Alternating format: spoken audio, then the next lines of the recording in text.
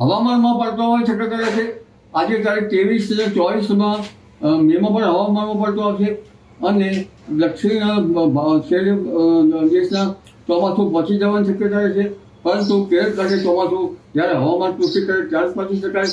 હમણાં લગભગ મુંબઈ મહારાષ્ટ્રના ભાગોમાં લો પ્રેશર એરિયાનો ફેલાવો રહે છે અને મુંબઈ મહારાષ્ટ્રમાં લગભગ 15 ઇંચ વરસાદ થવાની શક્યતા રહે છે. દક્ષિણ ગુજરાતમાં વલસાડ વગેરે ભાગમાં 10 ઇંચથી વધુ વરસાદ થવાની શક્યતા રહે છે. પરંતુ તારીખ 28 થી 31માં વરસાદનું પ્રમાણ વધશે અને લગભગ દરિયામાં ક્વચિત ચક્રવાત મળવાની શક્યતા રહે છે. હાલમાં ભિન્ન ભાગોમાં સમુદ્રમાં જે અસ્થિરતા છે તેના કારણે હાલમાં ચક્રવાતનો ખ્યાલ આવતો નથી.